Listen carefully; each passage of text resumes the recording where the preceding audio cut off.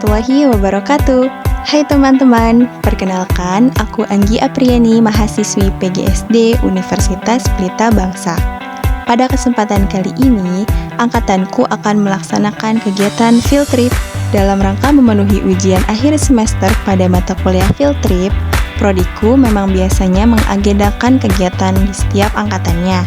Nah, sekarang giliran angkatanku untuk field trip ke Cirebon, tepatnya di Batik Trusmi dan Keraton Kasepuhan Cirebon. Oke, jadi sebelum berangkat, kami berkumpul di kampus kemudian membuat barisan untuk sesi presensi.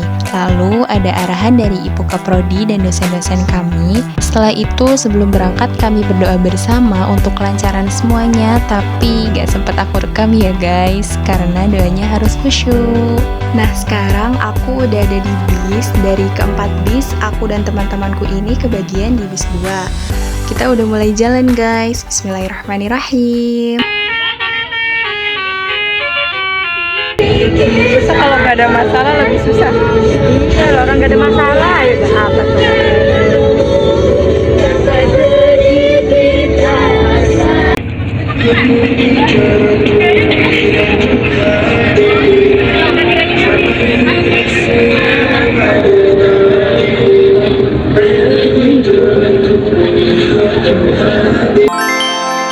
Batik Trusmi merupakan salah satu batik terkenal di Indonesia.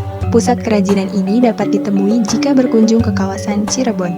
Menurut sejarahnya, Batik Trusmi pertama kali dikenal dari sebuah cerita rakyat pada abad ke-14 di mana ada satu daerah yang memiliki banyak tumbuhan.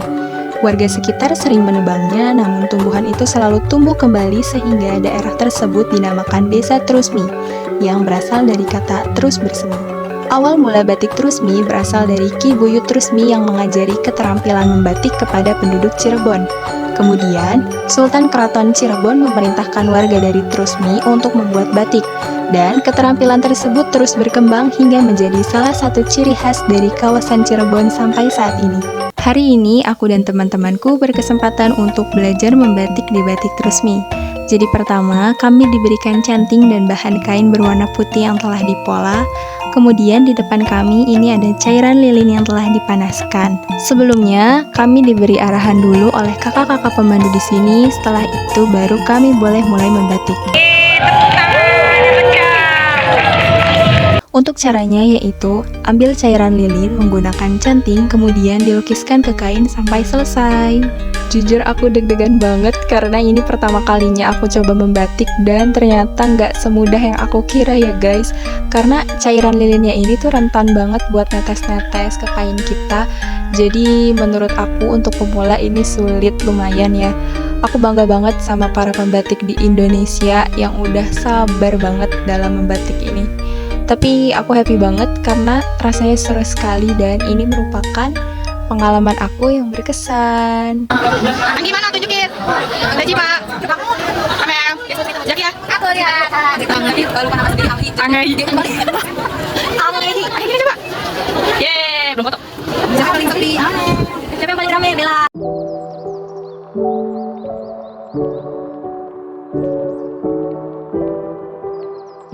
Nah, sekarang kami masuk ke Mall Batik Trusmi yang merupakan pusat perbelanjaan besar. Di sini, para pengunjung bisa lihat hasil dari produksi batik yang bagus-bagus banget. Selain itu, terdapat beberapa koleksi lain dari Batik Trusmi seperti perlengkapan rumah tangga, kerajinan aksesoris, makanan oleh-oleh khas Cirebon, dan masih banyak lagi. Hasil belanjaannya banyaknya. Banyak banget. Bella, hadir bu. Dia. Oke, sekarang kami akan mengunjungi Keraton Kasepuhan Cirebon yang jaraknya ini kurang lebih sekitar setengah jam dari Batik Trusmi.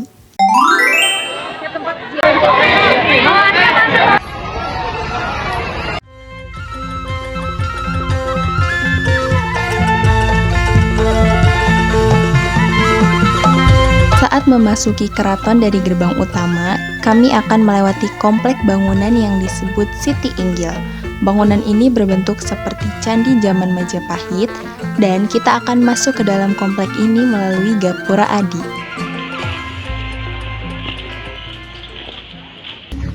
Keraton Cirebon ini dari sejarah merupakan peninggalan kerajaan Islam yang notabene Keraton Cirebon sekarang kerajaan atau keraton tertua di Nusantara.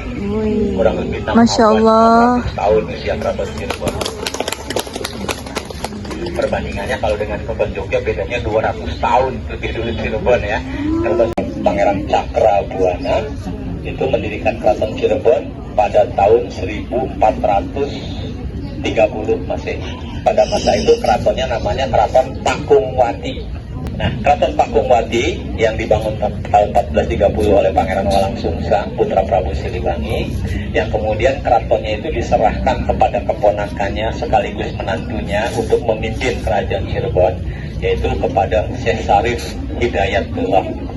Jadi kerajaan Cirebon ini pertama kali rajanya adalah Syarif Hidayatullah. Beliau seorang kepala negara, seorang raja, juga seorang ulama besar. Salah satu dari 9 wali. Salah satu dari Wali Songo, yang mana Syarif Hidayatullah dengan gelar walinya adalah Sunan Gunung Jati.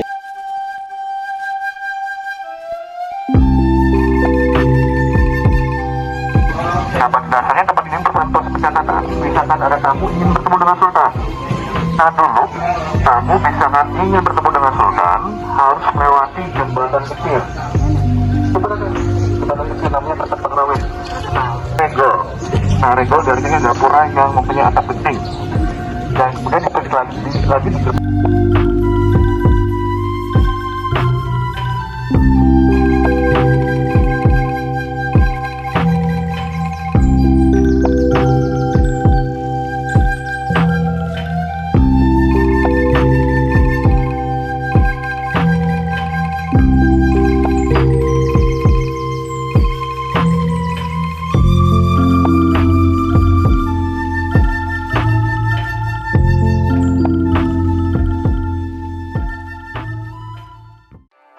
Di sini terdapat beberapa peninggalan alat perang seperti diantaranya ada pedang, kujang, dan juga keris. Dan ini merupakan kereta kencana Sunan Gunung Jati yang bernama Kereta Singa Barong.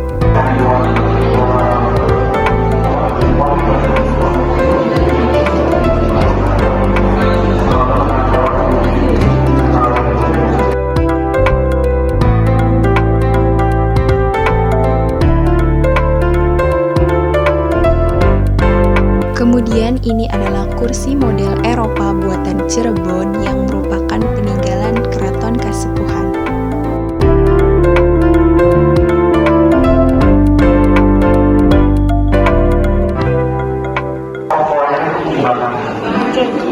Nah, ini ada beberapa angka yang berarti ditetapkannya di antara awal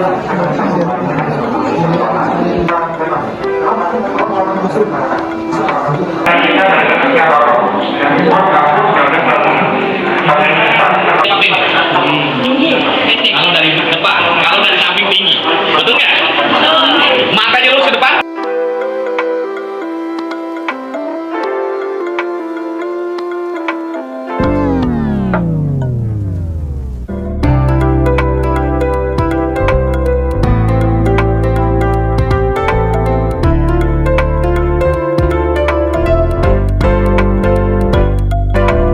Setelah dari museum, kami akan mengunjungi area utama keraton.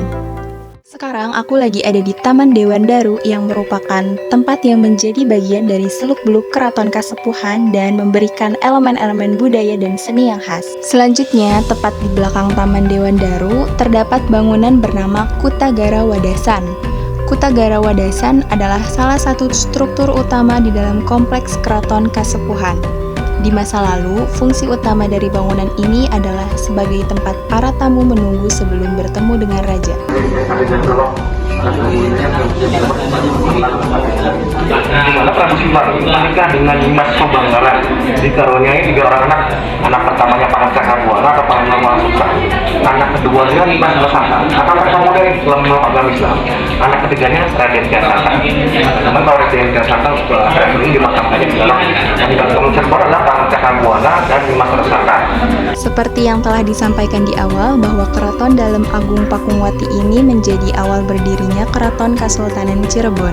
Didirikan oleh Pangeran Cakrabuana yang merupakan salah satu keturunan Raja Pajajaran Prabu Siliwangi. Sebutan Pakungwati berasal dari nama putri sulung Pangeran Cakrabuana yaitu Ratu Dewi Pakungwati. Lalu Ratu Dewi Pakungwati menikah dengan Sunan Gunung Jati, dan kemudian oleh Sunan Gunung Jati, Keraton Dalem Agung Pakungwati ini dikembangkan untuk mensyiarkan agama Islam di Pulau Jawa.